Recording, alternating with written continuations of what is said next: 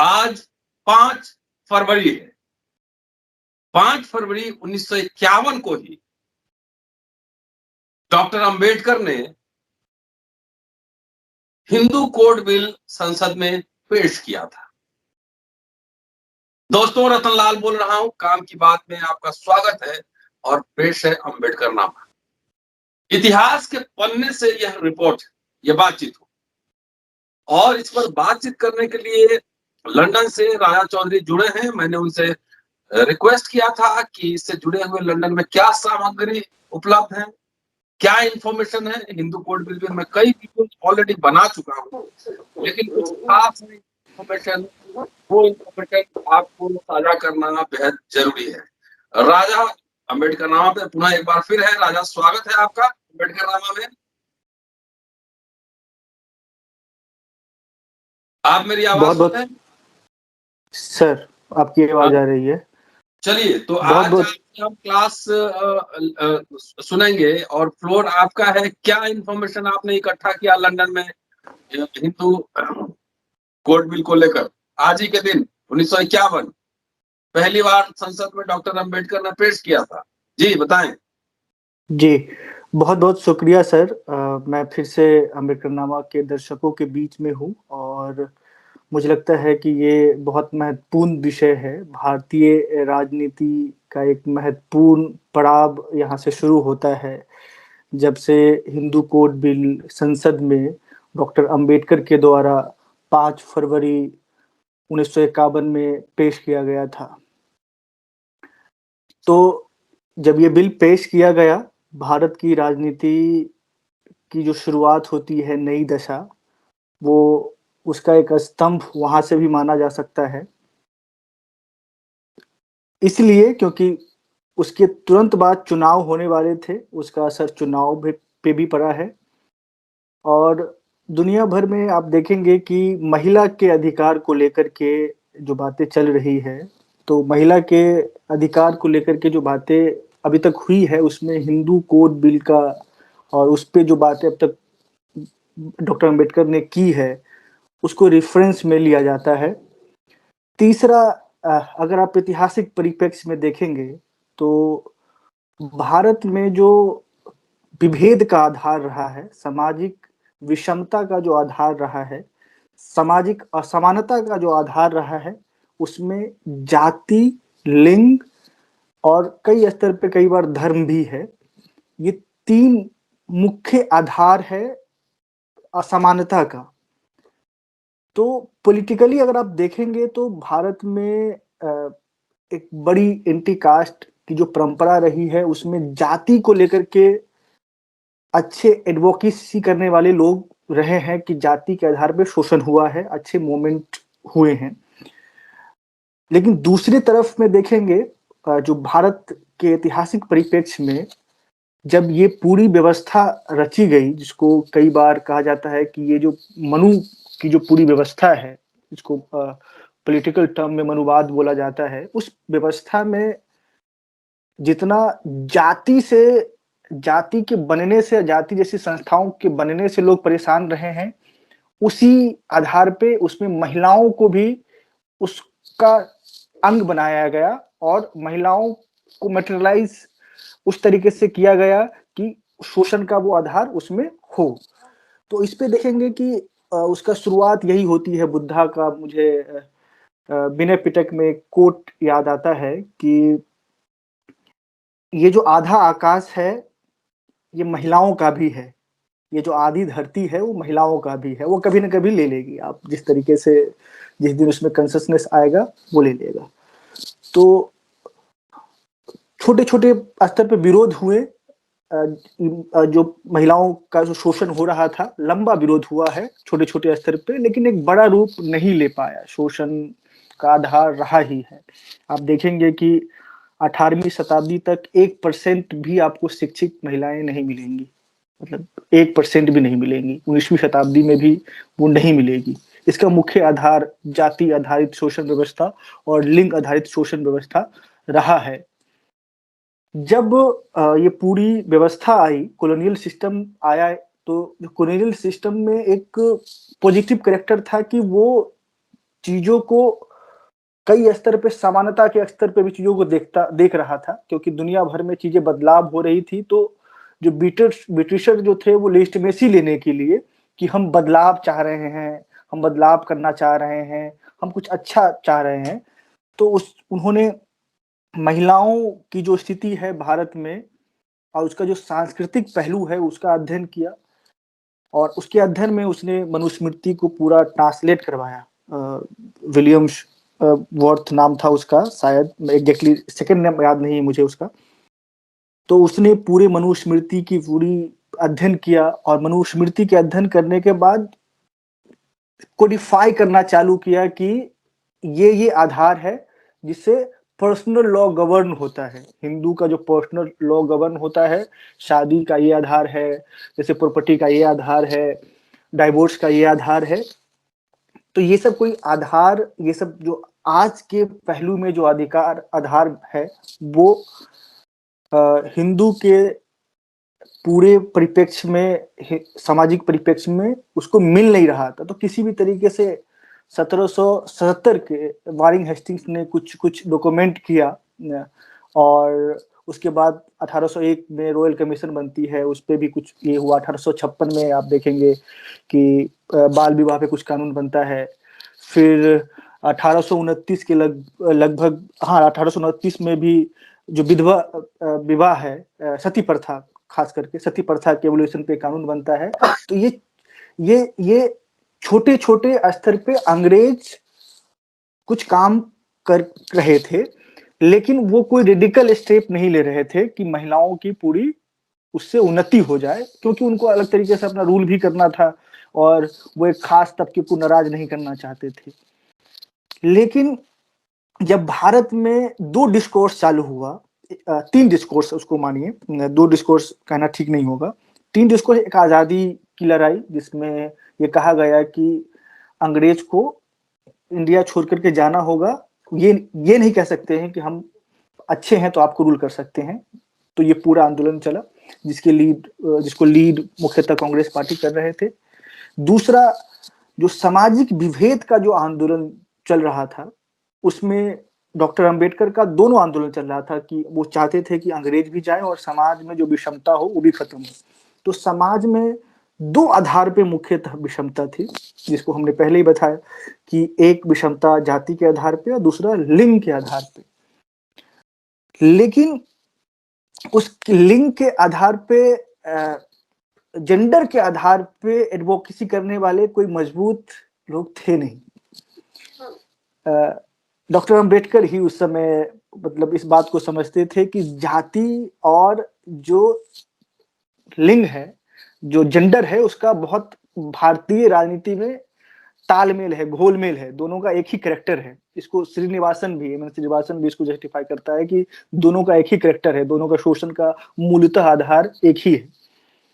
तो ये दोनों प्रतिबिंब को लेकर के डॉक्टर अंबेडकर शुरू से ही, जब चाबाधार आंदोलन चल रहा था उस समय भी वो कोशिश ज्यादा कर रहे थे कि महिलाओं को उसमें ज्यादा लेकर के आए, कि महिलाओं का मंदिर प्रवेश का आंदोलन हो रहा है या पानी का सत्याग्रह हो रहा है, तो इसका ये मतलब नहीं है कि सिर्फ और सिर्फ अनटचेबल के लिए हो रहा है, ये महिलाओं के लिए भी हो रहा है।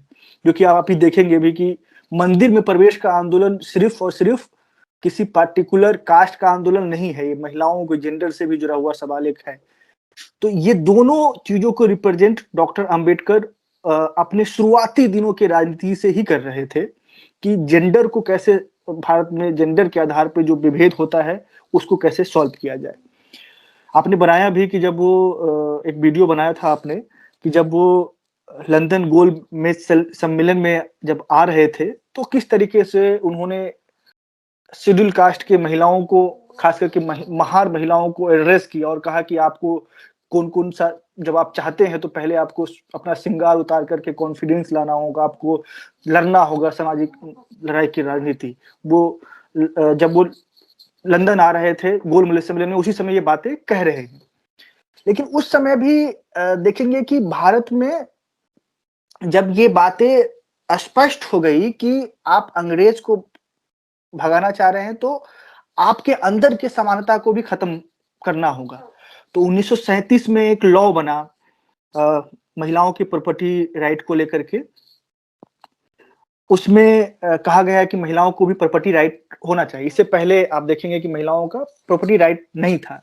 दया भागा और मिताक्षरा मूलतः 2 लॉ है, जो पुराना लॉ था, जिसमें से दया भागा में जो मूलतः गवर्न होता है, उसमें महिलाओं कोई प्रॉपर्टी नहीं रख सकती है। मरने उनके पति मर भी जाते हैं तो कोई प्रॉपर्टी नहीं रख सकती हैं। लेकिन ये छोटे-छोटे जब प्रयास हो रहे थे तो 1941 में बीएन राव की अध्यक्षता में एक कमिटी बनी, और बीएन राव की अध्यक्षता में जब कमिटी बनी तो उनको, वो जस्टिस भी थे कोलकाता हाई कोर्ट में, तो उनको जिम्मेदारी दी गई कि आप एक बार पूरे देश का भ्रमण कीजिए और देखिए कि जो ये लॉ है उसको कोडिफाई कीजिए, कोडिफिकेशन कीजिए, कहाँ-कहाँ क्या प्रॉब्लम है। पर्सनल लॉ को हम कैसे एक कोड के रूप में ला सकते हैं और एक वकीलों को दे सकते हैं कि महिलाओं को किस तरीके से न्याय मिले, उसको लेजिस्लेट करवा करके। तो बीएन राव जब देश भर में भ्रमण किए तो उनका भी बहुत विरोध हुआ। उस समय बहुत सारे बनारस में उनका बहुत विरोध हुआ, बंगाल में बहुत विरोध हुआ। उन्होंने कमेटी का रिपोर्ट बनाया और उस कमेटी को पहली बार जो सार्वजनिक किए हैं वो जोगीनाथ मंडल ने बंगाल में किए हैं। कमेटी का जो पहला रिपोर्ट आया हिंदू कोड बिल को लेकर के, तो उस रिपोर्ट को पब्लिकली जोगीनाथ मंडल करते हैं 1946 के आसपास में। फिर संविधान बनता है। संविधान बनने में आप देखेंगे कि आर्टिकल 14 और आर्टिकल 25, 26 और 27 और आर्टिकल 17। तो आर्टिकल 14 में क्लियरली ये कहा गया है कि आप जेंडर के आधार पे, लिंग के आधार पे किसी से विभेद नहीं कर सकते हैं। उसमें कई आधार है, जैसे रेस भी है, लैंग्वेज भी है, रीजन भी है, लेकिन जेंडर को भी उसमें जोड़ा गया। धर्म के आधार पे आप जानते हैं कि भारत जब बन रही थी उसमें तो पूरी क्लियरिटी थी कि धर्म के आधार पे हम किसी को विभेद नहीं करेंगे।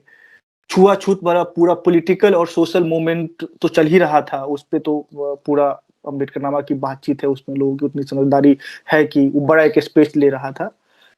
लेकिन आर्टिकल 14 में जब महिलाओं को ये कह दिया गया कि वो एक भारत के अभिन्न अंग है और जितना पुरुषों का अधिकार है उतना महिलाओं का भी अधिकार है, तब इसको अब मटेरियलाइज कैसे करेंगे?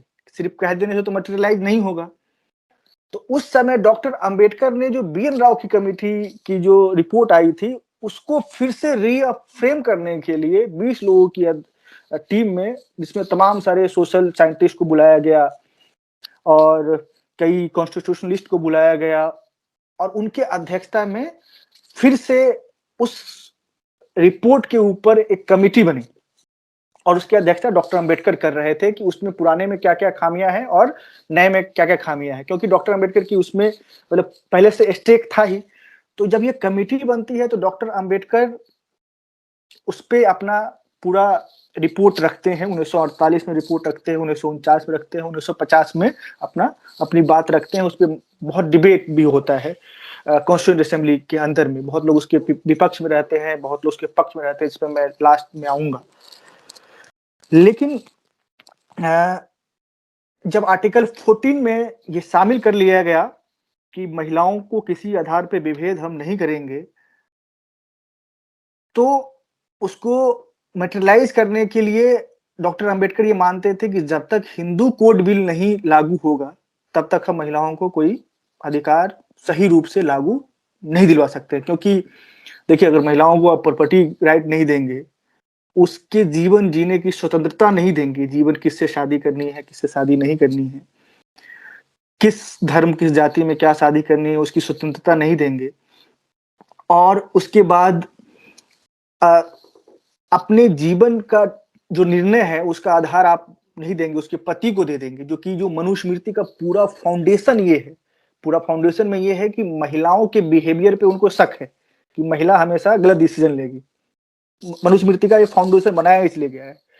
और इस शक के आधार पर उसने कहा कि पहले महिलाओं के ऊपर कंट्रोल करो, और महिलाओं का कंट्रोल इस आधार पे करो, कहो कि ना उसको प्रॉपर्टी दो। प्रॉपर्टी दोगे तो मान लिया जाए कि वो किसी लोअर कास्ट से अगर शादी कर लेगी तो फिर वो प्रॉपर्टी भी चला जाएगा, फिर वो नॉलेज भी चला जाएगा। तो डॉक्टर अंबेडकर कहते हैं, उस फाउंडेशन को चैलेंज करते हैं कि ये जो आधार है, ये जो आपने जाति का आधार बनाया था, दुनिया ने जो रेस का आधार बनाया है, उस तरह ये फॉल्स आधार आपने बना दिया है और जाति को लेजिटिमेसी बनाने के लिए महिलाओं को टूल्स का इस्तेमाल कर रहे हैं, जो कि गलत है। इसलिए उनको पूरी तरीके से उन्हें मनु को डीकोडिफाई करके मॉडर्न कोडिफिकेशन लाया और बोला कि महिलाओं को ये अधिकार मिलना चाहिए। आजाद भारत में जब कॉन्स्टिट्यूशन लागू हो गया तो ये उस रूप में इम्प्लीमेंट नहीं हो पाया। 1950 तक कॉन्स्टिट्यूशन असेंबली से बहस तमाम सारे हुई, लेकिन ये हिंदू कोड बिल लागू नहीं हुआ। लेकिन एज ए लॉ मिनिस्टर आप देखेंगे कि लॉ मिनिस्टर में उनके पास जितनी भी पावर थी, उस पावर का वो बेहतर इस्तेमाल करना चाहते थे कि कैसे समाज के हर एक तबकों का उसमें फायदा मिले। तो पहला जी मुझे लगता है कि जाति के प्रश्न को समाज सुधारकों ने पहले भी उठाया था जी और संत परंपरा में वो सवाल उठाए गए हजारों साल से। लेकिन डॉक्टर अंबेडकर पहले ऐसे आदमी थे जिन्होंने जाति के प्रश्न को पॉलिटिकल क्वेश्चन बनाया। जी उसी तरीके से जेंडर का जो सवाल है, समाज सुधार की बात तो हो रही थी, राजा राम मोहन राय और उससे पहले भी लोग किए होंगे, लेकिन जेंडर के सवाल को क्या डॉक्टर अंबेडकर ने उसी तरह राजनीतिक प्रश्न बनाया जैसे कि कास्ट के सवाल को बनाया। ऑब्वियसली उनका पहला भाषण, पहला आंदोलन है, पहला भाषण नहीं, जो भाषण वो देते थे, मतलब जिसमें महिलाओं को इंक्लूड करते थे। तो राजनीति ही दोनों, कहना कि जेंडर को और कास्ट को वो बहुत समान रूप से हमेशा एक आधार मानते थे। तो पॉलिटिकल रूप से सामाजिक आंदोलन, ऑब्वियसली उसको आप बेहतरीन समराइज कर दिए कि जैसे राजनीतिक सवाल जाति को उन्होंने बनाया है, वैसे जेंडर के सवाल को भी राजनीतिक बनाया है और शुरू से लेकर के उनकी राजनीति में ये रही है। तो जब ये 1950 में संविधान बनने के बाद सब कुछ फिलोसॉफिकली हम ये मान लिए कि किसी को किसी आधार पे विभेद नहीं करेंगे, इसको मटेरियलाइज कैसे करेंगे? तो मटेरियलाइज करने के लिए आपको कुछ ना कुछ लॉ तो बनाना पड़ेगा ना। तो वो समानता को जमीन पे पहुंचाने के लिए, जेंडर आधारित डिस्क्रिमिनेशन को खत्म करने के लिए हिंदू कोड बिल वो पूरा अलग तरीके से फिर 1 साल का वो समय लेते हैं, ड्राफ्ट करते हैं और 5 फरवरी 1951 को वो पेश करते हैं। वो दिन बहुत सारे ऐसे लोग कहते हैं कि भारत में अंग्रेज ने 2 चीज, एक तो पाकिस्तान का जो विभाजन हुआ है, एक बड़ी घटना वो है, और ये जो घटना है भारत के अंदर में जो समाज को 2 भागों में बांटा है, एक तो समानता के पक्ष में, एक समानता के विपक्ष में। वो एक जेंडर का सवाल था और इस पे आप देखेंगे कि वकीलों का भी उस समय 2 राय था। कई उस तरह का ओपिनियन पोल लिए गए। एक एल.के. मित्तर करके बहुत संस्कृतनिष्ठ, मतलब कंजर्वेटिव थे, उन्होंने पूरे जगह देश में ओपिनियन लिया कि कितने लोग पक्ष में है, कितने लोग विपक्ष में है। हिंदू कोड बिल के अंदर तो अधिकतम लोग इसके विपक्ष में थे उस समय में। तो भारतीय राजनीति में जेंडर के साथ साथ जो उसमें समानता की सोच को पॉलिटिसाइज करके उसको रूपरेखा में और उसको एक पॉलिटिकल सवाल के साथ साथ जो फेमिनिस्ट मूवमेंट का एक दिशा तय होता है, वो आप समझिए, और पॉलिटिकल तरीके से तय होता है, वो 1951 के ये 5 फरवरी से तय होता है। और बहुत सारे लोगों को पॉलिटिकल कैरेक्टर वहां पे आपको नजर आ जाएंगे कि इसमें किसका किसका क्या क्या पॉलिटिकल कैरेक्टर है।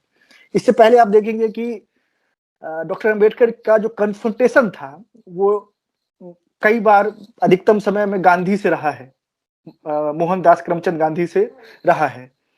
लेकिन पहली बार डॉक्टर अंबेडकर, अब क्योंकि गांधी का देहांत हो गया था, अब हिंदू का 2 बड़ा फ्रंट हो गया था। एक तो जो पूरा मोहनदास करमचंद के द्वारा जो खींची गई राजनीति है उसमें था, दूसरा आरएसएस के आ जाने के बाद, हिंदू महासभा के एक्टिव हो जाने के बाद डॉक्टर अंबेडकर को पहली बार यहाँ पे कन्फ्रंट जो करना पड़ रहा था वो हिंदू महासभा से और आरएसएस से। इवन कई बार आप 1-2 इस पे कार्टून भी बने। डॉक्टर अम्बेडकर के हिंदू महासभा के लोगों ने और संस्कृत लोगों ने, संस्कृतिस्ट जिसको लगा था, जो ये कहते थे कि मतलब मैं हिंदू धर्म का रक्षा करने वाला हूँ, उन्होंने पुतला भी फूका है डॉक्टर अम्बेडकर को इस पूरे परिप्रेक्ष्य में, और जवाहरलाल नेहरू का भी पुतला फूका है। तो उस समय दो धारा था जिसमें आपको ये हमें कहना पड़ेगा कि नेहरू बहुत प्रेगमेटिकली डॉक्टर अंबेडकर के साथ थे। इस पूरे परिप्रेक्ष्य में वो मानते थे कि ये ऐसा कानून है जिसकी डॉक्टर अंबेडकर वकालत कर रहे हैं, ये भारत का भविष्य तय करेगा, खास करके एक जेंडर को लेकर के। लेकिन डेमोक्रेटिक पॉलिटिक्स में आप देखेंगे कि कई बार ऐसा होता है कि प्रिंसिपल और आपके सामने में व्यवहारिकता दोनों के बीच में डिसीजन लेना पड़ता है। तो डॉक्टर अंबेडकर मोर देन मतलब प्रिंसिपल पर्सन है, मतलब वो व्यवहारिकता रखते हैं कई बात, लेकिन प्रिंसिपल को आगे रखते हैं। लेकिन नेहरू जो है कई मामलों में वो व्यवहारिक डिसीजन लेते हैं। तो उस जगह पे नेहरू ने उस चीजों का समर्थन नहीं किया हिंदू कोड बिल का, और हालांकि वो प्रेस किए कि हम इसको लागू करवाएंगे, उस समय भी कह रहे हैं। लेकिन डॉक्टर अंबेडकर कहते हैं कि जो पूरा रवैया है उस समय बिल्कुल खुश नहीं हूँ। और फिर उनके जो लॉ मिनिस्ट्री पे वो रेजिग्नेशन देते हैं, तो उसमें इसका मूल कारण जो है वो महिला का जो तीसरा कारण ये जो है वो ये हिंदू कोड बिल लागू नहीं होना को मानते हैं। ये चीजें बहुत इस पे बहुत बात नहीं हुई है, लेकिन मैं जब अभी कुछ पढ़ रहा था तो उसमें मुझे लगा कि डॉक्टर अंबेडकर जो चुनाव लोकसभा का हारते हैं, आपको याद होगा, तो दो सबसे टारगेटेड पर्सन है, दो व्यक्ति को चुनाव हरवाना है इस देश के अंदर में। एक है नेहरू जी और दूसरा है डॉक्टर अंबेडकर। लेकिन नेहरू चुनाव जीत जाते हैं और डॉक्टर अंबेडकर चुनाव हार जाते हैं। सबसे महत्वपूर्ण कारण डॉक्टर अंबेडकर जो चुनाव हारे हैं वो हिंदू कोड बिल था, क्योंकि 3 महीना 4 महीना के बाद ही चुनाव होने वाला था। और जितने भी जो व्यक्ति ऐसे थे जिनको लगता था कि डॉक्टर अंबेडकर पूरे समाज के रूपरेखा में समानता की सोच को स्थापित कर देंगे, वो सब पहुंच गए डॉक्टर अंबेडकर के चुनावी क्षेत्र में और उनको चुनाव हरवा दिए। नेहरू जी की पूरी राजनीति को उतना नुकसान नहीं हुआ, क्योंकि वो एकोमोडेट कर लिए बहुत चीजों को। लेकिन डॉक्टर अंबेडकर को इससे बहुत व्यक्तिगत रूप से भी, राजनीतिक रूप से भी, और उनके पार्टी को भी बहुत क्षति हुई है ये रेडिकल स्टैंड लेने पे। लेकिन उनकी क्षति हो गई व्यक्तिगत रूप से। वो कहे कि मेरा बेटा का जितना मरने पे जितना दुख नहीं हुआ, उतना मरने पे मेरे ये हिंदू कोड बिल नहीं पास हुआ, उससे ज्यादा मुझे दुख हुआ है। और भारत के जब वो रिजर्वेशन दे रहे थे तो कह रहे थे कि भारत में कोई भी कानून हो, इवन संविधान भी बना हो, लेकिन ये जो बिल है वो उसका तुलना हम उसे नहीं कर सकते हैं, क्योंकि ये डायरेक्टली दिख रहा था कि समानता का एक बड़ा जो भागीदारी मांगने वाली जो वर्ग है, महिला, उसको रिप्रेजेंट कर रहा था। मुझे लगता है कि डॉक्टर अंबेडकर भले ही व्यक्तिगत रूप से उनको लॉ मिनिस्ट्री के पद से त्यागना पड़ा हो, चाहे वो उनका राजनीतिक क्षति हुआ हो उस समय, या पॉलिटिकल डेमोग्राफिक रूप से कम हुआ हो, रिपब्लिकन पार्टी ऑफ इंडिया चाहे जो उनकी पार्टी थी उस समय, और रिपब्लिकन पार्टी थी उस समय, शेड्यूल कास्ट फेडरेशन थी। उससे उनमें मतलब उनकी बहुत कम रीच हुई हो। लेकिन ये जो असेसमेंट होना चाहिए, नेहरू ने उस बात को उसको इम्प्लीमेंट कई टुकड़ों में करवाया 1956-57 के दरमियान में, टुकड़े में वो लागू हुआ है। लेकिन ये असेसमेंट होना चाहिए कि उस एक कदम से महिलाओं के जीवन में किस तरीके से बदलाव आया है। आज भारत की जो मतलब बड़ी भागीदारी महिलाओं हर क्षेत्र में है, उसमें हिंदू कोड बिल का बड़ा योगदान है। और भारतीय राजनीति में जो जाति और जेंडर का सवाल है, उस सवाल को खास करके महिलावादी भी राजनीति इस पहलू को समझे कि जाति के सवाल को, जेंडर के सवाल को कैसे जोड़ करके राजनीति कर सकते हैं। और डॉक्टर अंबेडकर को मतलब एज ए मैं कभी-कभी बोलता हूँ कि ये फेमिनिस्ट मूवमेंट का एक वहाँ से वो डोर खोलते हैं, पूरा स्पेस देते हैं कि आओ अब तुम्हारा राज है, तुम करो राजनीति। चलिए, तो अम्बेडकर फेमिनिस्ट मूवमेंट के भी जनक थे और अच्छा है, आज के दिन को याद करना जरूरी है। इतिहास के छात्र हम लोग हैं तो कम से कम समझे इस बात को क्या मामला है। और दक्षिण पंथियों ने संसद के अंदर भी और संसद के बाहर भी विरोध किया। और इतिहास की त्रासदी देखिए, विडंबना देखिए, जेंडर इक्वलिटी के आधार पे डॉक्टर अंबेडकर ने इस्तीफा दिया अपने मंत्रालय से, मंत्री पद से, लेकिन आज भी जो अपर कास्ट की महिलाएं हैं उनके नजर में डॉक्टर अंबेडकर का वो महत्व नहीं है। भारत के समाज की यही त्रासदी है। शुक्रिया राजा, और लंदन से राजा साहब ने तो हिंदू कोड बिल के बारे में इतिहास के पन्नों से आपको बता रहे थे। पूरा वीडियो सुनिए और शेयर करते रहिए। शुक्रिया, जय भीम। मिलता हूँ फिर अगले episode. Thank you. Thank you sir.